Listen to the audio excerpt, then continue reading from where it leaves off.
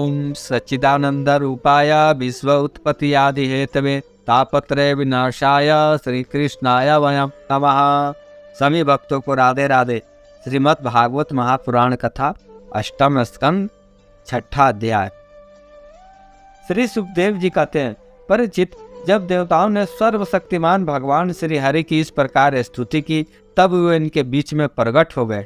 उनके शरीर की प्रभा ऐसी थी मानो हजारों सूर्य एक साथ ही उग गए हो। भगवान की उस प्रभा से सभी देवताओं की आंखें चौंधिया गई। वे भगवान को तो क्या, आकाश, दिशाएं, पृथ्वी और अपने शरीर को भी नहीं देख सकते। केवल भगवान शंकर और ब्रह्मा जी ने उस छवि का दर्शन किया। बड़ी ही सुंदर झांकी थी। मरकत मणि के समान स्वच्छ श्यामल शरीर, कमल के भीतर बाघ के समान सुकुमार नेत्रों में लाल लाल डोरिया और चमकते हुए सुनहले रंग का रेशमी पीताम्बर, सर्वांग सुंदर शरीर के रोम रोम से प्रसन्नता फूट पड़ती थी। धनुष के समान टेढ़ी भौवे और बड़ा ही सुंदर मुख, सिर पर महामणिमय किरीट और भुजाओं में बाजूबंद, कानों के झलकते हुए कुंडलों की चमक पड़ने से कपोल और भी सुंदर हो उठते थे, जिससे मुख कमल खिल उठता था। कमर की करधनी की लड़ियां, हाथों में कंगन, गले में हार और चरणों में नूपुर शोभायमान थे। वक्ष स्तर पर लक्ष्मी और गले में कौस्तुभ मणि तथा वनमाला सुशोभित थी। भगवान के निज अस्त्र, सुदर्शन चक्र आदि मूर्तिमान होकर उनकी सेवा कर रहे थे। सभी देवताओं ने पृथ्वी पर गिरकर साष्टांग प्रणाम किया। फिर सारे देवताओं को साथ ले शंकर जी तथा ब्रह्मा जी परम पुरुष भगवान की स्तुति करने लगे। ब्रह्मा जी ने कहा, जो जन्म, स्थिति और प्रलय से कोई संबंध नहीं रखते, जो प्राकृतिक गुणों से रहित एवं मोक्ष स्वरूप परमानंद के महान समुद्र है, जो सूक्ष्म से भी सूक्ष्म है और जिनका स्वरूप अनंत है, उन ऐश्वर्यशाली प्रभु को हम लोग बार बार नमस्कार करते हैं। पुरुषोत्तम, अपना कल्याण चाहने वाले साधक वेदोक्त एवं पंचरोक्त विधि से आपके इसी स्वरूप की उपासना करते हैं। मुझे भी रचने वाले प्रभु, आपके इस विश्वमय स्वरूप में मुझे समस्त देवगणों के सहित तीनों लोग आप में ही पहले जगत लीन था, मध्य में यह आप में ही स्थित है और अंत में भी यह पुनः आप में ही लीन हो जाएगा। आप स्वयं कार्य कारण से परे परम स्वतंत्र हैं। आप इस जगत के आदि, अंत और मध्य हैं। वैसे ही जैसे घड़े का आदि, मध्य और अंत मिट्टी है, जैसे मनुष्य युक्ति के द्वारा लकड़ी से आग, गौ से अमृत के समान दूध, पृथ्वी से अन्न तथा जल और व्यापार से अपनी आजीविका प्राप्त कर लेते हैं, वैसे ही विवेकी पुरुष भी अपनी शुद्ध बुद्धि से भक्ति योग, ज्ञान योग आदि के द्वारा आपको इन विषयों से ही प्राप्त कर लेते हैं और अपनी अनुभूति के अनुसार आपका वर्णन भी करते हैं। कमलनाभ, जिस प्रकार दवा नग्नि से झुलसता हुआ हाथी गंगा जल में डुबकी लगाकर सुख और शांति का अनुभव करने लगता है, वैसे ही आपके आविर्भाव से हम लोग परम सुखी और शांत हो गए। स्वामी, हम लोग बहुत दिनों से आपके दर्शनों के लिए अत्यंत लालायित हो रहे थे। आप ही हमारे बाहर और भीतर की आत्मा है। हम सब लोकपाल जिस उद्देश्य से आपके चरणों की शरण में आए हैं, उसे आप कृपा करके पूर्ण कीजिए। आप सबके साक्षी है, अतः इस विषय में हम लोग आपसे और क्या निवेदन करें। प्रभु, मैं, शंकर जी, अन्य देवता, ऋषि और दक्ष आदि प्रजापति सबके सब अग्नि से अलग हुई चिंगारी की तरह आपके ही अंश हैं और अपने को आपसे ही अलग मानते हैं। ऐसी स्थिति में प्रभु, हम लोग समझ ही क्या सकते हैं। ब्राह्मण और देवताओं के कल्याण के लिए जो कुछ करना आवश्यक हो, उसका आदेश आप ही दीजिए और आप वैसा स्वयं भी कर लीजिए।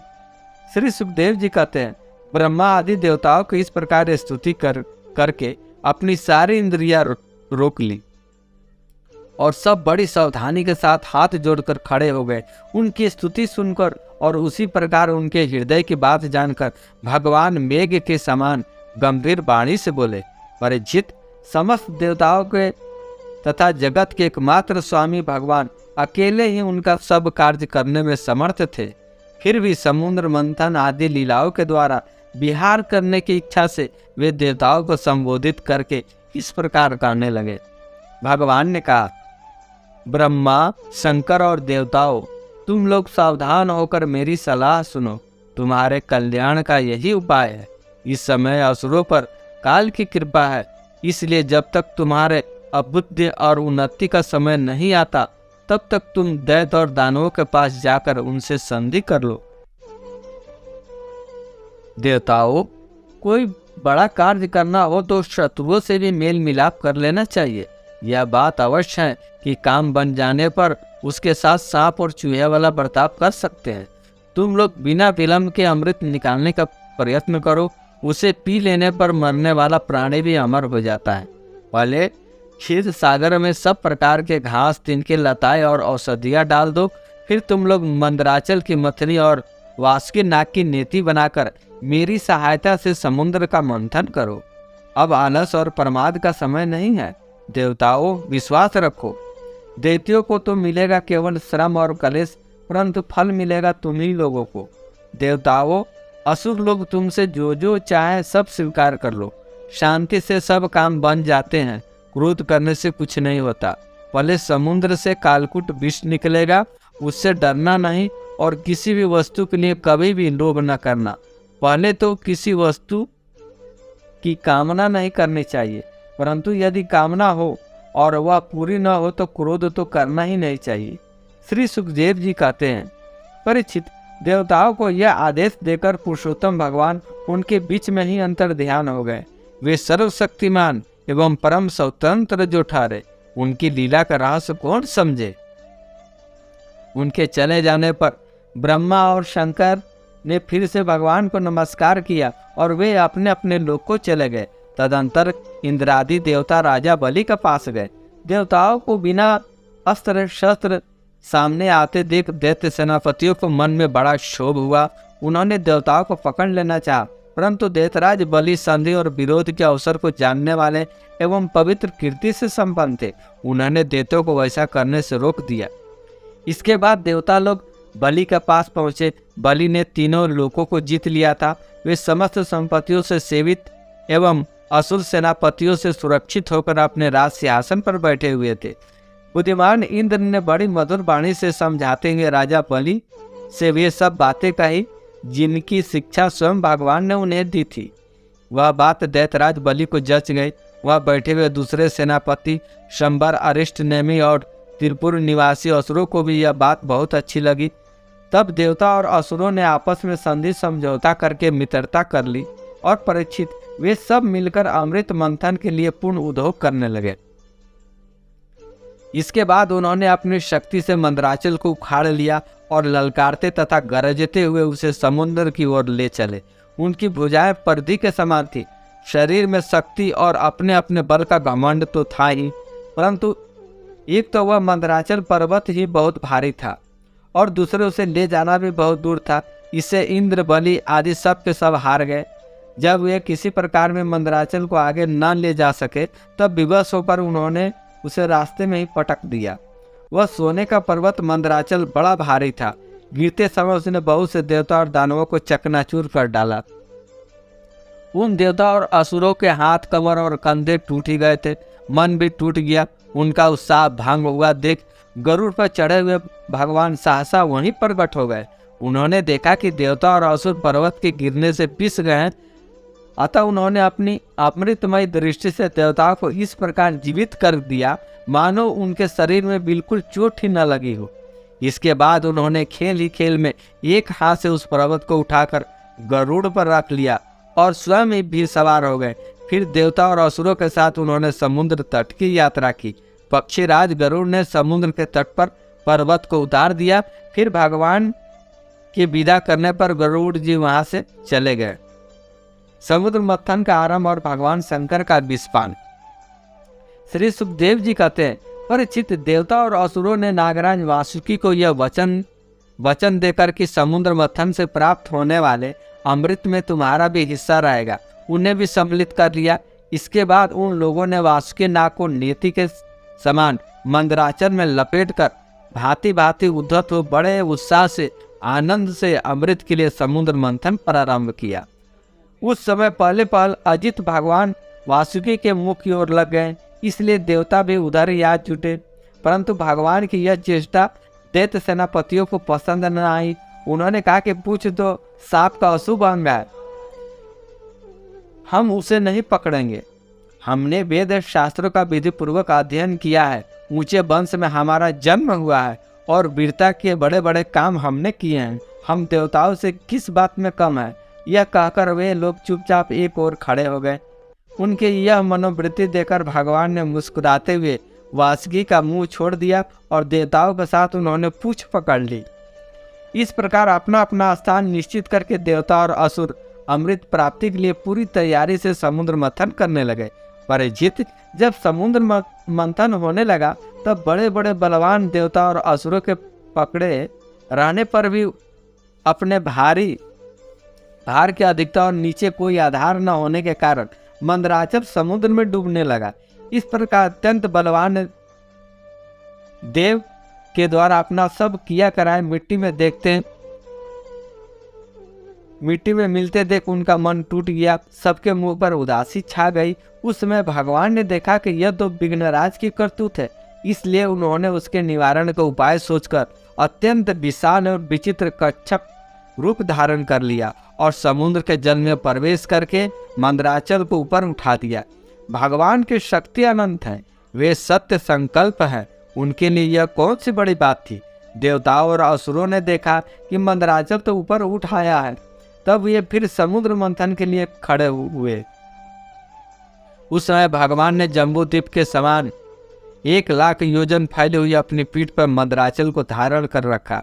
परीक्षित, जब बड़े बड़े देवता और असुरों ने अपने बाहुबल से मंदराचल को प्रेरित किया तब वह भगवान की पीठ पर घूमने लगा। अनंत शक्तिशाली आदि कच्छप भगवान को उस पर्वत का चक्कर लगाना ऐसा जान पड़ता था मानो कोई उनकी पीठ खुजला रहा।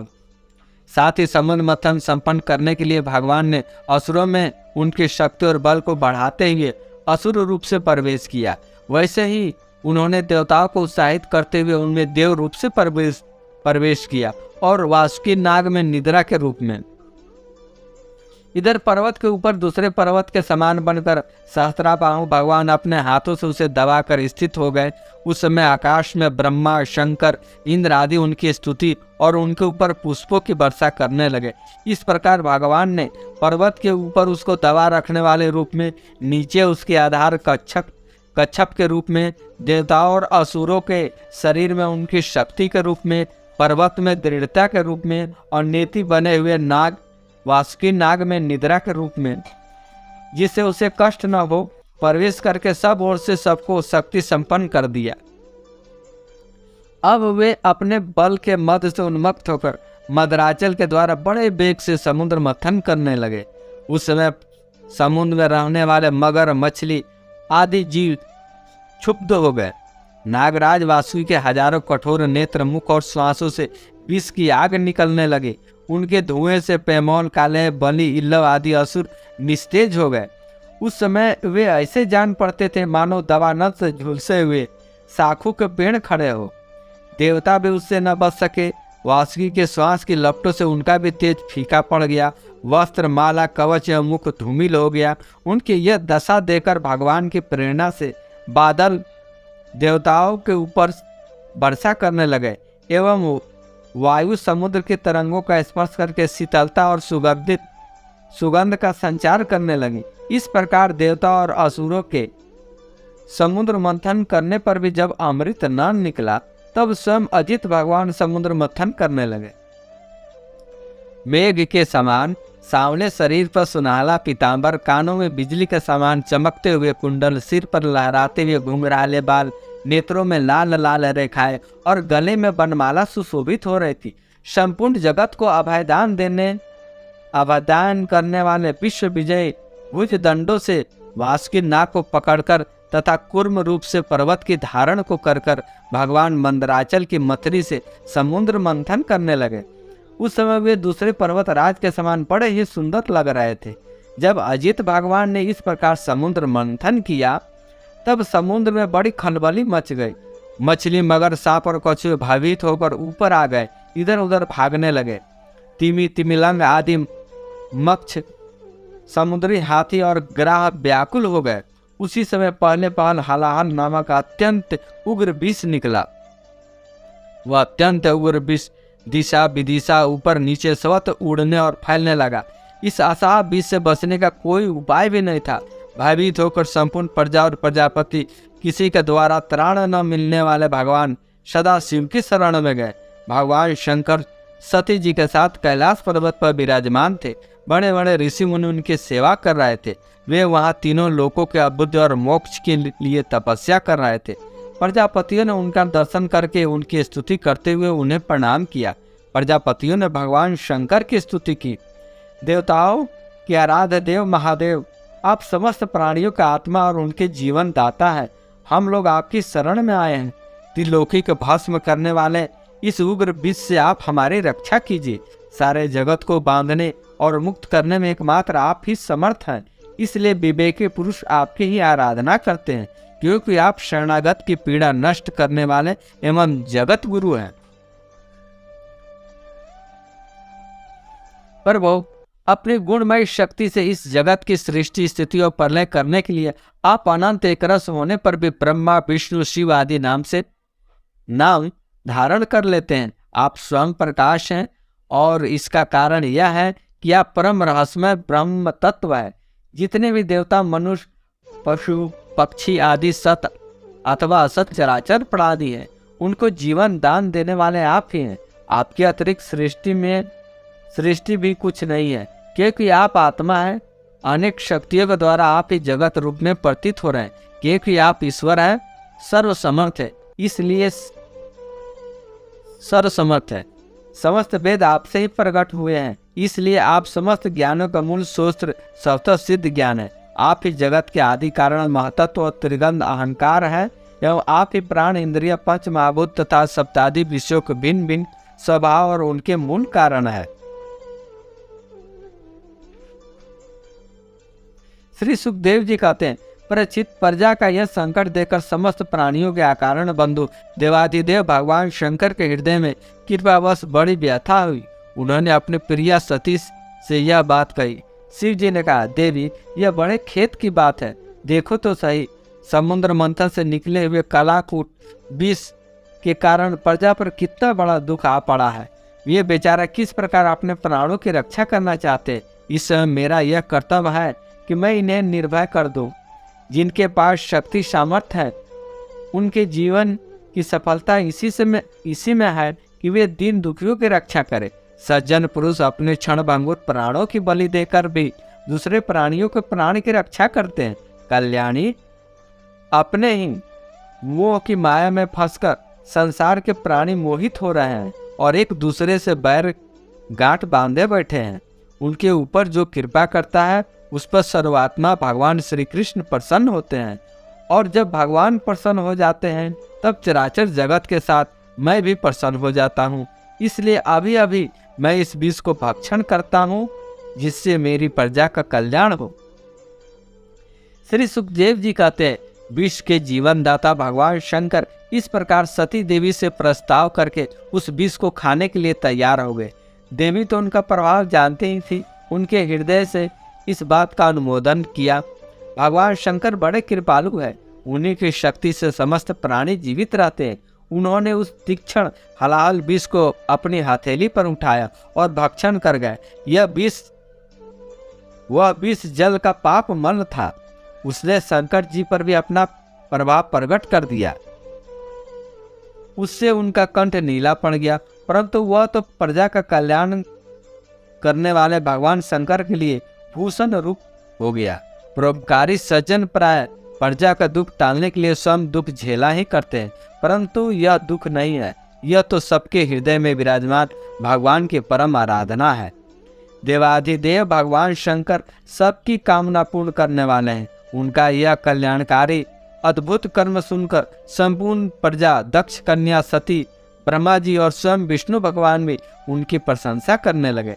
जिस समय भगवान शंकर विषपान कर रहे थे, उस समय उनके हाथ से थोड़ा सा विष टपक पड़ा था। उसे बिच्छू, सांप तथा विषैले जीवों ने एवं विषैले औषधियों ने ग्रहण कर लिया। शेष अगले अंक में। जय जय श्री राधे, जय जय श्री राधे, जय जय श्री राधे श्याम।